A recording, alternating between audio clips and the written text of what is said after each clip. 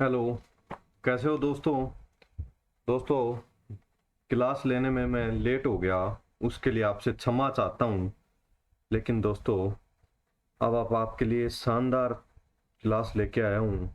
अतिरिक्त समय तो आज की क्लास में नहीं दे पाऊंगा। कल की क्लास तो मैंने 1 घंटे की बनाई थी, आज की क्लास अपनी लगभग आधे घंटे की होगी।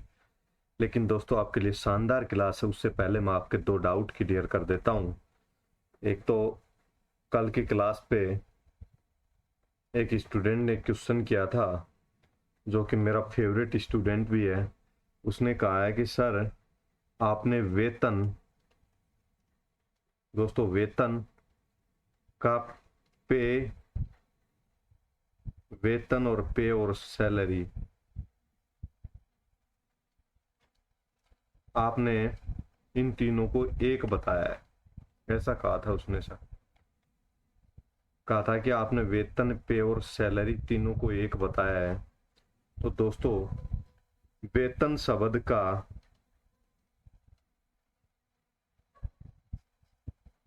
अर्थ तो होता है सैलरी, तनख्वाह। लेकिन दोस्तों, जो अपने राजस्थान सेवा नियम दे रखे हैं, RSR बोलेंगे जिनको, इनमें वेतन के आगे दोस्तों पे शब्द का यूज कर रखा है। इसलिए दोस्तों मैंने पे शब्द का यूज किया है। वेतन के सामने लिख करके कोष्टक में पे लिखा था, और पे शब्द का ही मैंने आपको समझाते तब समय उपयोग किया था। सैलरी शब्द मेरी हैबिट में आ रखा है, इसलिए यूज में आ गया। लेकिन अपनी जो राजस्थान सेवा नियम है उनमें वेतन शब्द का प्रयोग है, उसका इंग्लिश ट्रांसलेट के रूप में पे शब्द का प्रयोग है। अब ये कैसे हुआ, गलती से हुआ, क्यों पे शब्द डाला गया, इस पे अपने को जाने की जरूरत नहीं है। लेकिन वेतन का अर्थ वैसे तो पे का मतलब भुगतान हो गया। लेकिन दोस्तों, यहाँ पे जो अपने राजस्थान सेवा नियम है उसमें वेतन के आगे, जब इंग्लिश वेतन को इंग्लिश में पे शब्द यूज कर रखा है ट्रांसलेट में, तो दोस्तों पे शब्द यूज कर रखा है, तो पे और वेतन एक ही बात मानेंगे यहाँ पर। और सैलरी मैंने जो यूज किया है शब्द, वो दोस्तों मैंने किस लिए यूज कर दिया, हैबिट में आ रखा है। वेतन का मतलब सैलरी अपन सामान्यतः उपयोग में लेते हैं, लेकिन दोस्तों वेतन को पे, वेतन के स्थान पर वेतन के मतलब जहाँ पे वेतन शब्द आया है वहां पर जब इंग्लिश के अंतर्गत राजस्थान सेवा नियम देखेंगे तो वहां पे दोस्तों पे शब्द का ही उपयोग किया गया है। तो दोस्तों ये तो हुआ आपका डाउट क्लियर। अब इसके अलावा दोस्तों एक एक कंप्लेंट और थी कि सर, राजस्थान GF&AR, GF&AR में दोस्तों नियम संख्या 74 से लेके और 78 तक का दोस्तों आपके स्क्रीनशॉट लेने के लिए आपके सामने उपलब्ध नहीं करा पाया। तो दोस्तों, वो मैं जैसे ही अपनी क्लास समाप्त होगी उसके बाद में आपको ये स्लाइड्स उपलब्ध करवा दूंगा। ये स्लाइड्स के लिए एक अलग से वीडियो बना के, और केवल स्क्रीनशॉट के लिए शॉर्ट वीडियो बना के, और दोस्तों इस क्लास के बाद में ये भी उपलब्ध करा दूंगा। तो दोस्तों ये तो हुई दो आपकी कंप्लेंट्स। आपको ये भी समझ में आ गया होगा, मैं उम्मीद करता हूँ। ये आपको जल्दी में ये क्लास के बाद में, जैसे ये क्लास समाप्त होगी, मुझे आज समय नहीं मिल पाया, लेकिन जैसे अपनी क्लास समाप्त होगी मैं आपको ये भी उपलब्ध करा दूंगा। तो दोस्तों अब अपन बात करें, आज की क्लास पे चलते हैं। ये जो बातें की अपन ने, दोस्तों आज अपन कहाँ से प्रारंभ करेंगे और क्या पढ़ेंगे?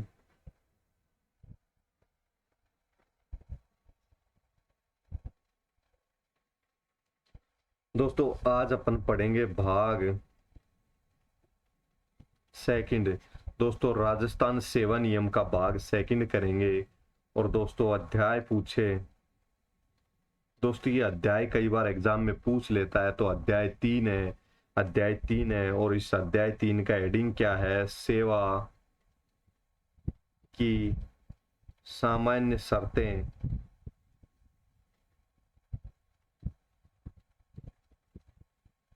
सेवा की सामान्य शर्तें, ये अपने इस अध्याय का हेडिंग हुआ।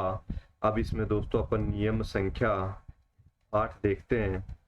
दोस्तों नियम संख्या 8 क्या कहता है? परीक्षाधीन प्रशिक्षणार्थी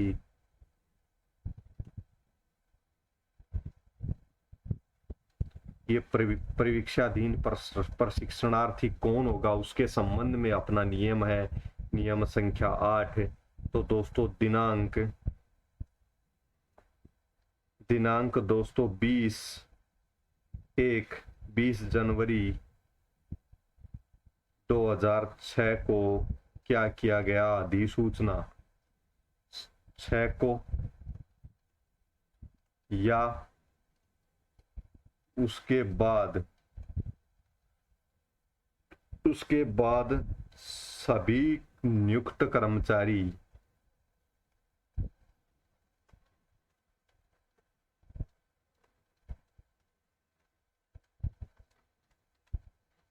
सभी नियुक्त कर्मचारी 2 वर्ष का क्या करेंगे, प्रशिक्षणाधीन प्रशिक्षणार्थी के रूप में पूरा करेंगे। तो दोस्तों ये तो अपना एक पॉइंट हुआ। अब समझिएगा, सबसे पहले तो ये अपने राजस्थान सेवा नियम का भाग 2 देख रहे हैं और इसका भी अपन अध्याय 3 देख रहे हैं। और अध्याय 3 किसके संबंध में, ऐसा आपसे पूछ सकता है सीधे शब्दों में, तो सेवा की सामान्य शर्तों के संबंध में अध्याय 3 है। अध्याय 3 में नियम संख्या 8 अपन देख रहे हैं और नियम संख्या 8 में लिख रखा है परीक्षाधीन प्रशिक्षणार्थी के रूप में पूरा करेगा। क्या करेगा दोस्तों, दिनांक 20 जनवरी 2006 को क्या किया गया दोस्तों, राज्य सरकार ने एक क्या गया अधिसूचना जारी की गई। क्या जारी की, अधिसूचना। और उस अधिसूचना के द्वारा क्या तय कर दिया गया कि जो भी इस दिनांक को या इसके बाद जो भी कर्मचारी नियुक्त होंगे, सभी कर्मचारियों को 2 वर्ष का एक प्रशिक्षणार्थी के रूप में परीक्षाधीन प्रशिक्षणार्थी के रूप में कार्य करना होगा। तो दोस्तों एक तो ये अपना पहला पॉइंट हुआ इस नियम का। इसी नियम का दूसरा पॉइंट क्या कहता है दोस्तों, जब ये प्रशिक्षणाधीन प्रशिक्षणार्थी के रूप में जब किसी व्यक्ति का सेवा चल रही होती है प्रारंभिक नियुक्ति के बाद 2 साल तक, उस समय उस व्यक्ति को तनख्वाह किस प्रकार दी जाएगी उसके संबंध में तो दोस्तों सरकार द्वारा क्या किया जाएगा, विहित किया जाएगा, यानी कि तय किया जाएगा। क्या तय किया जाएगा, स्थिर दोस्तों, स्थिर फिक्स्ड बोलें जिसको,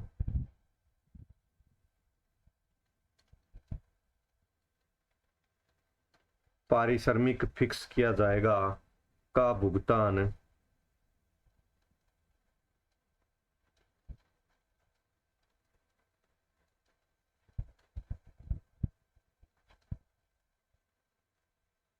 तो दोस्तों सरकार द्वारा विहित स्थिर फिक्स्ड पारिश्रमिक का भुगतान किया जाएगा। तो दोस्तों जो राज्य कर्मचारी होता है और जिसका प्रशिक्षणाधीन प्रशिक्षण चल रहा है, उस प्रशिक्षण के दौरान 2 वर्ष तक उसको क्या फिक्स तनख्वाह मिलती है। और वो तनख्वाह फिक्स कौन करती है, राज्य सरकार तय करती है कि इस पीरियड के अंदर प्रत्येक कर्मचारी को, जैसे तृतीय श्रेणी शिक्षक का मेरे को फिलहाल वेतनमान ध्यान है कि उसको प्रशिक्षणाधीन प्रशिक्षणार्थी के रूप में 23,500 के लगभग रुपए मिलते हैं। तो दोस्तों इस प्रकार से प्रत्येक सेवा के लिए राज्य सरकार ने तय कर रखा है कि जब तक प्रशिक्षणाधीन प्रशिक्षणार्थी रहेगा, यानी कि जब तक प्रोबेशन पीरियड उसका पूरा नहीं होगा, तब तक उसको एक स्थिर फिक्स्ड सैलरी दी जाएगी। तो ये तो हो गया अपना इसका पॉइंट नंबर 2। अब दोस्तों ये 2 वर्ष का जो कार्यकाल है जिसमें प्रशिक्षणाधीन प्रशिक्षणार्थी माना है अपन ने, उस कार्यकाल को दोस्तों वेतन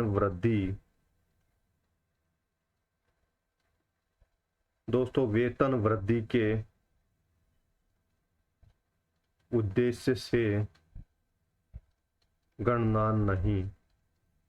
दोस्तों इसकी वेतन वृद्धि के उद्देश्य से इस 2 वर्ष को काउंटिंग नहीं करेंगे। इस 2 वर्ष को वेतन वृद्धि की काउंटिंग करने के उद्देश्य से इस 2 वर्ष को नहीं जोड़ा जाएगा। तीसरा अगला चौथा पॉइंट क्या है, जब दोस्तों कोई व्यक्ति प्रोबेशन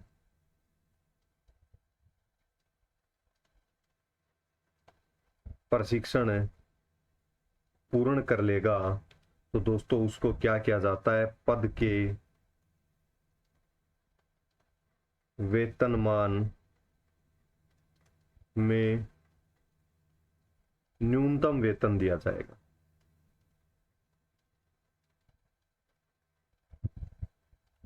दोस्तों ये हो गया अपना प्रोबेशन प्रशिक्षण पूर्ण कर लिया, किसी ने प्रोबेशन पीरियड पूरा कर लिया तो पद के वेतनमान में से न्यूनतम वेतन उसको स्वीकृत किया जाएगा। इसका मतलब समझिए दोस्तों, जब वेतन का लिखा रहता है तो किस प्रकार से लिखा रहता है वेतनमान, जिस दिन भी मैंने आपको बताया था दोस्तों, बहुत सारी भारत सरकार की कोई भी वैकेंसी जो निकली हुई है आप उसके विज्ञापन को पढ़ना, आपको उसके विज्ञापन में तनख्वाह वेतनमान लिख करके जो विज्ञापन आती है, जो अभ्यर्थना आती है, जो फॉर्म भरने के लिए अभ्यर्थना आती है, उसमें लिखा रहता है जैसे वेतनमान और उसमें ऐसा लिखा रहता है 23,500 से 60,500 तक। इसका अर्थ क्या होता है दोस्तों कि ये न्यूनतम वेतनमान है। तो प्रवेशन प्रशिक्षण पूर्ण करने पर पद के वेतनमान में न्यूनतम वेतन स्वीकृत किया जाएगा। तो जैसे ही 2 वर्ष पूरे होंगे उसके बाद में जो ये उसके वेतनमान, उस पद का वेतनमान जो तय कर रखा है सरकार ने, उस वेतनमान का न्यूनतम दिया जाएगा। यानी कि प्रारंभ में इतने रुपए मिलेंगे, फिर धीरे धीरे धीरे धीरे उसकी साल दर साल जो वृद्धि करने के जो नियम बना रखे हैं, उसके वेतनमान में वृद्धि करने को नियमों के तहत वृद्धि होकर अधिकतम यहाँ तक उसकी सैलरी का उसका वेतनमान यानी मूल वेतन यहाँ तक पहुंचेगा, इससे अधिक उसको नहीं दिया जाएगा। तो दोस्तों ये जो प्रारंभिक वेतन है उसका, इसके वेतनमान में न्यूनतम वेतन स्वीकृत किया जाएगा, यानी कि ये वेतन दिया जाएगा। तो प्रोबेशन प्रशिक्षण पूर्ण करने पर जो वेतन दिया जाएगा उसके संबंध में अपन ने पॉइंट नंबर 4 देखा। अब दोस्तों पॉइंट नंबर 5, राज्य सरकार ने क्या किया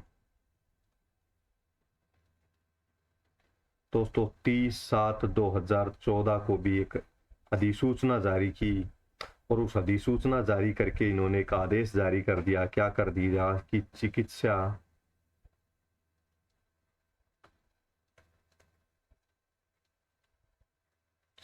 अधिकारी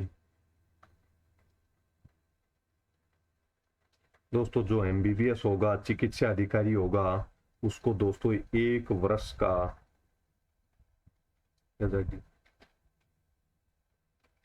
1 वर्ष का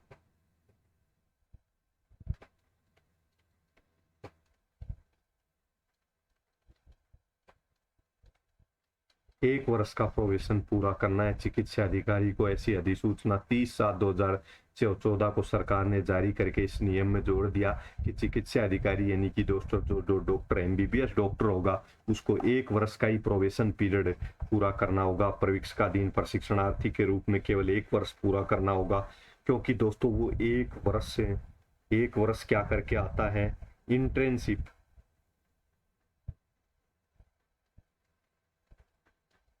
दोस्तों जब उसका एमबीबीएस चल रहा होता है, जब वो डॉक्टरी कर रहा होता है, तो दोस्तों 1 वर्ष तक उसको हॉस्पिटल के अंदर प्रैक्टिस करनी होती है, उसके बाद ही उसको उसकी डिग्री दी जाती है डॉक्टरी की। तो इसलिए उसको 1 वर्ष तो उसने इंटर्नशिप में फ्री सेवा कर दी, सेवा करता है, इंटर्नशिप में सेवा करता है 1 वर्ष, और 1 वर्ष ये हो गया प्रोबेशन का। तो दोस्तों इसलिए इसको ये 1 वर्ष की इंटर्नशिप करता है, ये हॉस्पिटल में जाता है और रेगुलर चिकित्सकों की तरह अपनी सेवाएं देता है। तो इंटर्नशिप में जिस प्रकार से करना पड़ता है एक चिकित्सक को, उसी प्रकार फिर उसको प्रोबेशन में 1 वर्ष की छूट दी गई है। 1 वर्ष में ही चिकित्सकों का, जो एमबीबीएस डॉक्टर है, उनका प्रोबेशन पीरियड, सीधे शब्दों में समझे कि जो एमबीबीएस डॉक्टर हैं, चिकित्सा अधिकारी हैं, उनका 1 वर्ष में ही प्रोबेशन पीरियड पूरा हो जाएगा। इसका कारण क्या है, वो 1 वर्ष की पहले से इंटर्नशिप करके आते हैं। आप तो बस इतना ध्यान रखना। अब इसके बाद एक और राज्य सरकार ने एक और पॉइंट जोड़ा। क्या पॉइंट जोड़ा कि प्राथमिक पद, दोस्तों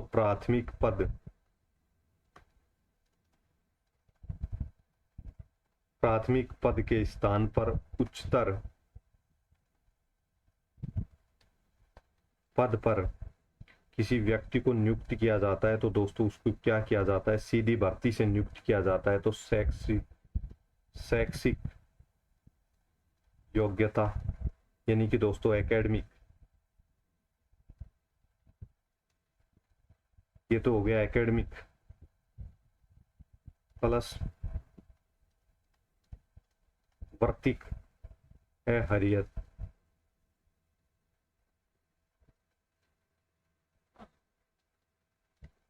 हरताओं, ये हो गया दोस्तों उसका, इसका अर्थ हो गया वर्तिक हरताओं का अर्थ होता है दोस्तों इंग्लिश में प्रोफेशनल क्वालिफिकेशन।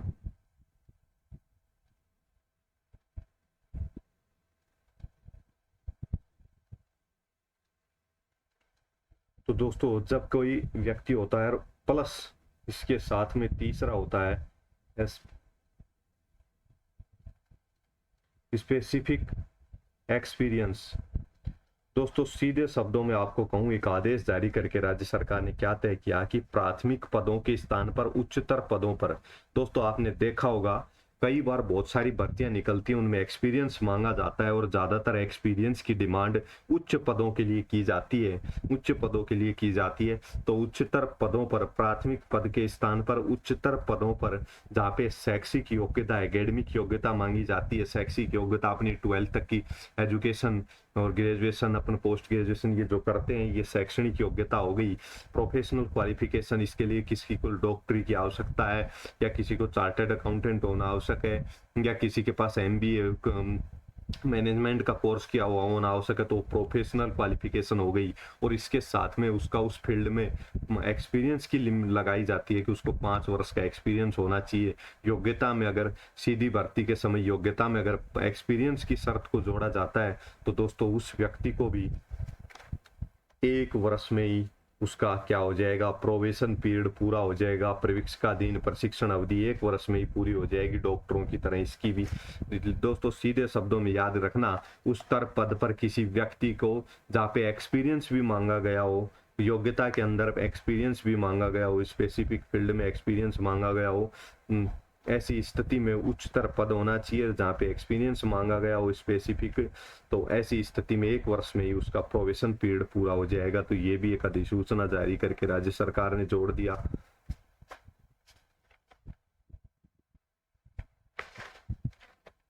अब दोस्तों इस नियम का आखिरी पॉइंट देखेंगे अपन। इस नियम का आखिरी पॉइंट क्या है दोस्तों,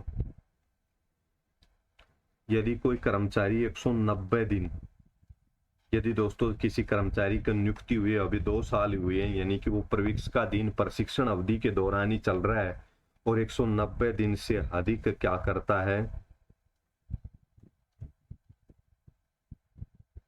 वह 1 वर्ष तक, 90 दिन से अधिक और 1 वर्ष तक अधिकतम क्या करता है,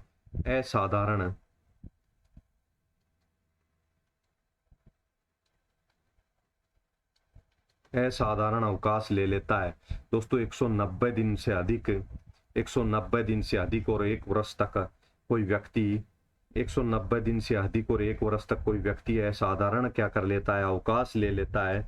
और उस ऐसी स्थिति में उस व्यक्ति को 90 दिन से अधिक जो भी उसने अवकाश लिया है तो उतने ही दिन दोस्तों उसका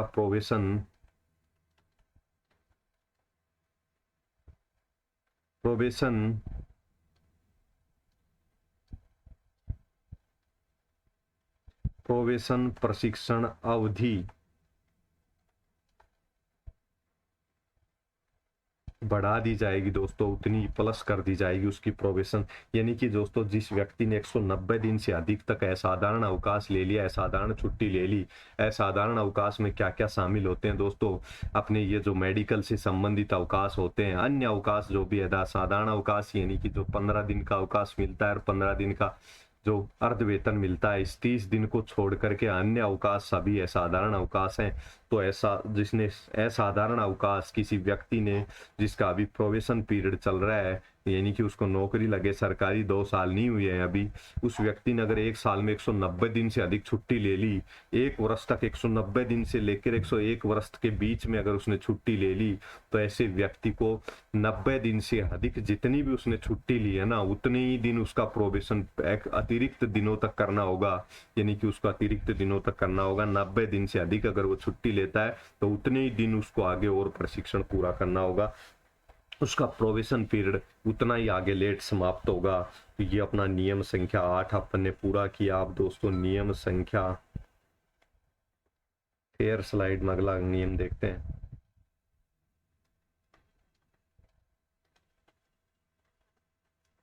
दोस्तों नियम 8.1, प्रथम नियुक्ति के समय आयु।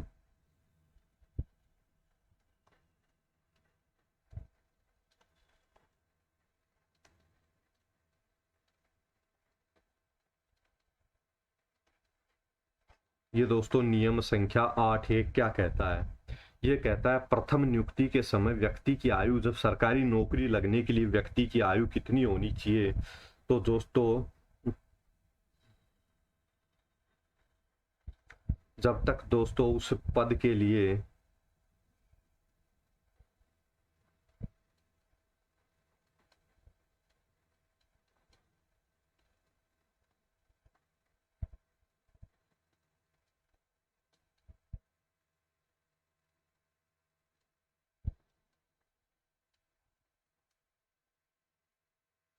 दोस्तों उस पद के लिए जो सेवा नियम बने हैं, जिस पद पर व्यक्ति की नियुक्ति होनी है, प्रथम नियुक्ति के समय आयु, जिस पद पर व्यक्ति की नियुक्ति होनी है, शिक्षक के पद पे होनी है, या कांस्टेबल के पद पे होनी है, या जूनियर अकाउंटेंट के पद पे होनी है, तो उस पद के लिए जो सेवा नियम बने हैं उनकी, उन नियमों में जब तक आयु का वर्णन ना हो, जब तक आयु का वर्णन ना हो तब तक ये नियम लागू होगा और इस नियम वाली आयु लागू हो जाएगी।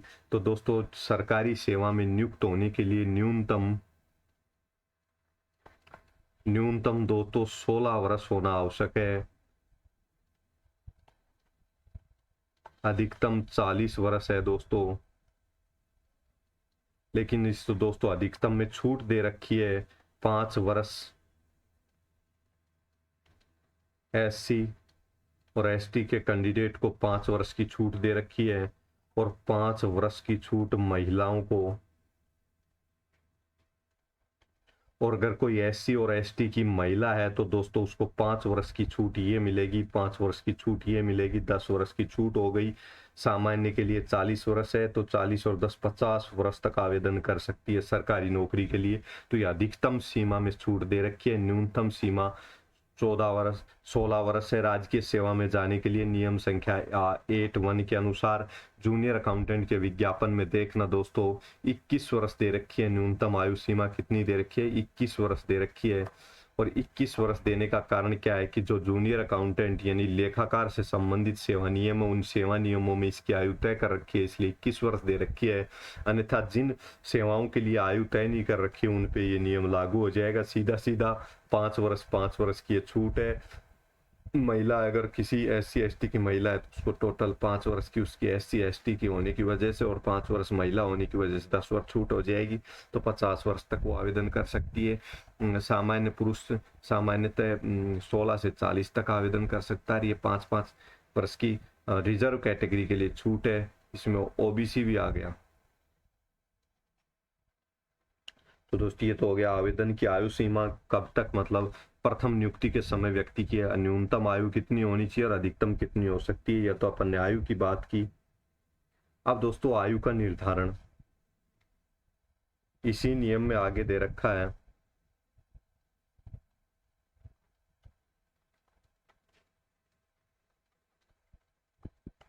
आयु का निर्धारण दोस्तों आयु का निर्धारण कैसे करेंगे? तो दोस्तों 10वीं की मार्कशीट के आधार,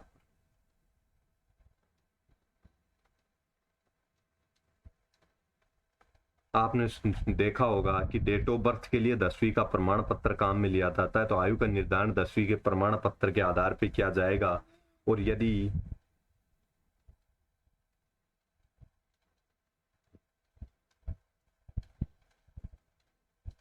किसी पद की योग्यता 10वीं से कम है, दोस्तों 10वीं से कम है किसी पद की योग्यता, तो दोस्तों इसमें किसका आयु का प्रमाण पत्र किसको माना जाएगा? आयु का निर्धारण किसके आधार पर किया जाएगा? तो दोस्तों पंचायत द्वारा जारी आयु प्रमाण पत्र, नगर पालिका का कोई प्रमाण पत्र हो, विद्यालय का विद्यालय का प्रमाण पत्र, इनको इनके आधार पर आयु निर्धारित की जाएगी जिसकी योग्यता 10वीं से कम है ऐसे पदों के लिए। अब दोस्तों ये वैसे आजकल के समय में ये नियम का ये पॉइंट है ना, ये व्यर्थ हो गया है, क्योंकि आजकल दोस्तों आयु का निर्धारण जन्म प्रमाण पत्र बन जाता है जन्म होते ही। तो आयु का निर्धारण जन्म प्रमाण पत्र के आधार पर करना आसान हो जाता है। ये तब स्थितियां उत्पन्न होती थी, तब आयु का प्रमाण पत्र कुछ होता नहीं था लोगों के पास, पंचायत और नगर पालिका विद्यालय का ही प्रमाण पत्र होता था, और कुछ लोग पढ़ते नहीं थे, अनपढ़ होते थे, तो उनका कोई आयु का प्रमाण पत्र नहीं होता था। आजकल तो बहुत सारी आइडिया बन जाती है, जन्म होते ही आधार कार्ड बन जाता है। तो ये वर्तमान समय के लिए उपयोगी नहीं है, लेकिन उस समय 1951 में जब ये सेवा नियम बनाए गए थे तब ये बहुत उपयोगी नियम होते थे। अब दोस्तों किसी अशिक्षित व्यक्ति को अगर सेवा में लेना पड़े, दोस्तों ये मेरे को ये नियम का ये पॉइंट है, ये मेरे को डालने की मेरी इच्छा नहीं हो रही थी आपकी स्लाइड्स में, लेकिन दोस्तों मैंने इसलिए डाला है कि कहीं आपको लगे कि यार ये क्या, यहाँ से अगर क्वेश्चन उठा लिया तो कैसे कर पाओगे। हालांकि यहाँ से क्वेश्चन उठाएगा नहीं, क्योंकि ये एक तरह से आज के समय में यूजलेस हो चुकी हैं ये पॉइंट्स। तो अशिक्षित व्यक्ति को अगर नौकरी पर लगाना पड़े, उसकी आयु कैसे निर्धारित करेंगे, तो उससे पूछेंगे कि भाई आपका जन्म किस वर्ष में हुआ।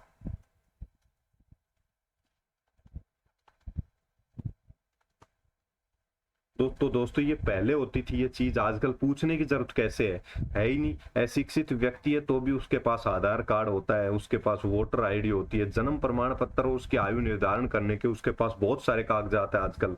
लेकिन ये पहले ऐसा होता था, पहले बहुत सारे कागजात उपलब्ध नहीं होते थे। तो ऐसी स्थिति में पहले एक राशन कार्ड होता था और उसमें भी आयु का कई व्यक्तियों की आयु का प्रमाण नहीं होता था। तो दोस्तों उससे कैसे उसका आयु का निर्धारण करेंगे। राजकीय सेवा में लेना है, पहले किसी व्यक्ति को ऐसा होता था, अशिक्षित व्यक्ति को भी कभी कभार राजकीय सेवा में लेना पड़ता है। चतुर्थ श्रेणी कर्मचारी की आज तो पांचवी योग्यता हो गई, किसी समय पे हो सकता है बिल्कुल अंगूठा छाप व्यक्ति यानी कि निरक्षर व्यक्ति को भी लिया जाता हो। तो दोस्तों अशिक्षित व्यक्ति है और उसकी आयु का निर्धारण करने के लिए क्या किया जाता था, उससे जन्म किस वर्ष में हुआ ये पूछा जाता था। और दोस्तों अगर वो वर्ष बता देता था और वो माह नहीं बता पाता था तो उसका 1 जुलाई को जन्म मान लिया जाता था। जिस वर्ष जो वर्ष बताया है कि मेरा जन्म 1950 में हुआ, तो उस 1950 की 1 जुलाई को उसका जन्म तय कर दिया जाता था। यदि वो व्यक्ति जो दोस्तों क्या बता देता है, वर्ष भी बता देता है कि इस वर्ष मेरा जन्म हुआ था 1950 में हुआ था, प्लस वो माह भी बता देता है, लेकिन वो तारीख उसको पता नहीं है कि साहब तारीख को किसको जन्म हुआ था, तो उसको उस माह की 16 तारीख को उसका जन्म मान के, उस वर्ष में उसने बताया कि 1950 में मेरा वर्ष हुआ और मई माह में मेरा जन्म हुआ, 1950 की मई माह में मेरा जन्म हुआ, उसने ऐसा बता दिया, तो दोस्तों उसकी तारीख 16 मान लेंगे। वो अगर वो तारीख नहीं बता पा रहा है, दोस्तों वो तारीख भी नहीं बता रहा, वर्ष भी नहीं बता पा रहा है जन्म का, और वो ये कहता है अनुमानित अपनी आयु बता रहा है, कि साहब मैं फिलहाल जैसे 38 वर्ष का हूं, आयु बता पा रहा है। तो ऐसी स्थिति में क्या करते थे, पहले का है दोस्तों ये नियम का, ये पॉइंट पहले का है, आजकल काम नहीं आता, क्योंकि आजकल हर व्यक्ति के पास आईडी के फॉर्मेट होते हैं। मैंने आपको बता दी बात, आयु 38 वर्ष बता रहा है, तो दोस्तों उसकी आयु जिस दिन उसकी नियुक्ति होनी है, उस दिन से उसकी पीछे आयु निकाल लेंगे 38 वर्ष, उसी तारीख को 38 वर्ष पहले उसका जन्म दिनांक मान लेंगे। तो दोस्तों इस प्रकार से आयु का निर्धारण किया जाता था। इन पॉइंट्स को आप पढ़ोगे आराम से समझ में आ जाएगा, वैसे मैंने आपको समझा भी दिए ये नियम। अब दोस्तों नियम संख्या 9,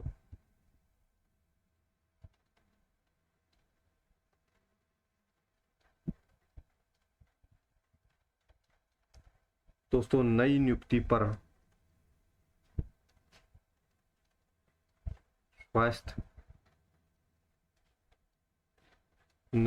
पर दोस्तों स्वास्थ्य प्रमाण पत्र के संबंध में नियम संख्या 9 क्या कहता है। दोस्तों कोई भी नए कर्मचारी की नियुक्ति की जाएगी तो स्वास्थ्य प्रमाण पत्र क्या होगा, अनिवार्य होगा। स्वास्थ्य प्रमाण पत्र बनाना अनिवार्य होगा। दोस्तों पहले कुछ पदों पर पार्ट टाइम नौकरी करवाई जाती थी, अब तो राजकीय सेवा पार्ट टाइम है ही नहीं, फुल टाइम है। किसी समय पे पढ़े लिखे लोगों की कमी होती थी तो पार्ट टाइम नौकरी करवाई जाती थी, तो भी क्या करना पड़ता था, स्वास्थ्य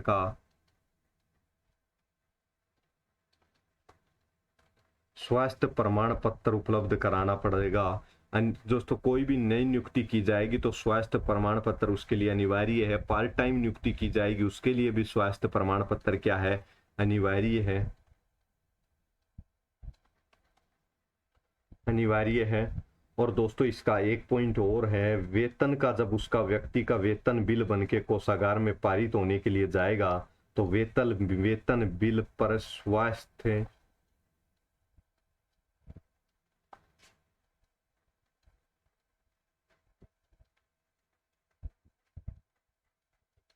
जाएगा। दोस्तों उस कर्मचारी, किसी कर्मचारी की नियुक्ति होगी तो नियुक्ति पर स्वास्थ्य प्रमाण पत्र अनिवार्य है। पार्ट टाइम नियुक्ति होगी तो भी स्वास्थ्य प्रमाण पत्र अनिवार्य है। प्रथम नियुक्ति पर उसका वेतन बिल जब जाएगा, प्रथम नियुक्ति के मामले में प्रथम वेतन का बिल जब जाएगा तो उस पर स्वास्थ्य प्रमाण पत्र अंकित कर प्रमाणित करके उसका बिल भेजा जाएगा। तो दोस्तों ये अपन ने आज के नियम देखे। अब अपन आज का अंतिम नियम देखते हैं, नियम संख्या 10 से।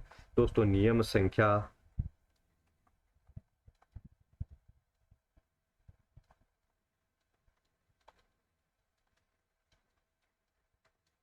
स्वास्थ्य प्रमाण पत्र का प्रारूप दे रखा है नियम संख्या 10 में। आपको तो बस ये याद रखना है प्रारूप कैसा है, ये नहीं पूछेगा आपसे, ना ही प्रारूप कैसा है आपको देखने की जरूरत है। बस नियम 10 में स्वास्थ्य प्रमाण पत्र का प्रारूप दे रखा, आपको ये हेडिंग की लाइन याद रखनी है। तो दोस्तों आपने 8, आज नियम संख्या 8, 8A, 9 और 10 4 नियम देखे। दोस्तों उम्मीद करता हूँ आपको चारों नियम आराम से समझ में आए होंगे। दोस्तों राजस्थान सेवा नियम अपन कर रहे हैं। आप दोस्तों जैसे ही अपनी ये क्लास समाप्त करके, और मैं जो जिन जिन जिन दोस्तों को नियम राजस्थान सॉरी अपने JF&R का नियम संख्या 74 से लेकर 78 तक का स्क्रीनशॉट चाहिए, उनके लिए क्लास बनाऊंगा। और दोस्तों जिस क्लास में अपन ने ये दोनों पढ़ाए थे उनके आगे प्लेलिस्ट में वो क्लास में सेट कर दूंगा, तो वहां से आप देख लेना। दोस्तों धन्यवाद। दोस्तों आज की क्लास में इतना ही, देरी के लिए क्षमा चाहूंगा। वैसे दोस्तों मेरे को लेट हो जाता है डेली, तो मैं अपनी क्लास का समय, मुझे ऐसा लग रहा है कि मैं शाम का समय निर्धारित कर लूं तो अच्छा रहे। अपन दोस्तों अपने क्लास का समय 8 PM करते हैं आज से। दोस्तों कल से दोस्तों अपनी क्लास कितने बजे आएगी आप ध्यान रखना। दोस्तों कल से अपनी क्लास का समय अपन रात को तय कर रहे हैं, क्योंकि दोस्तों सुबह क्लास बना नहीं पाता मैं, दिन में मुझे समय नहीं मिल पाता।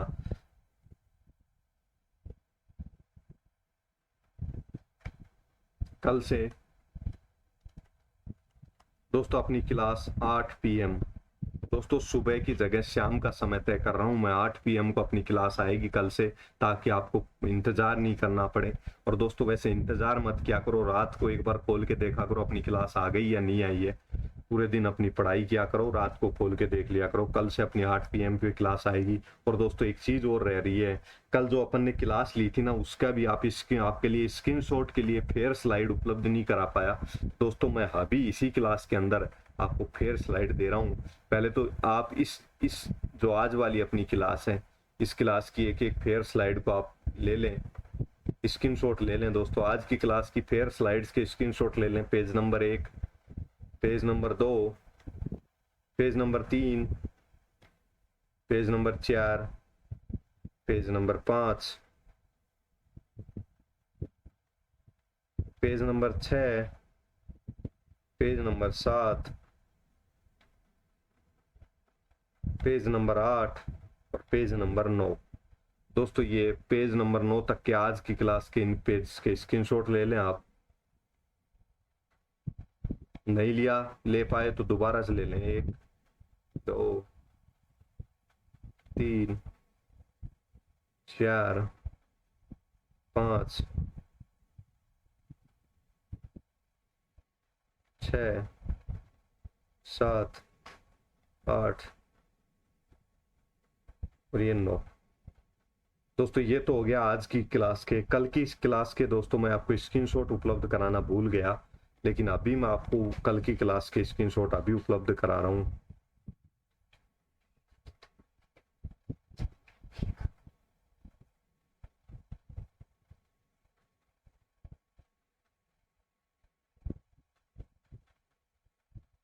दोस्तों ये कल की क्लास के अपन फेयर पेज के स्क्रीनशॉट हैं जो कल हुई थी, उस क्लास के आप इनके स्क्रीनशॉट ले लें। Page number 1, page number 2, page number 3, page number 4,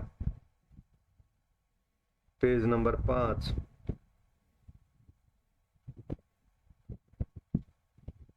page number 6,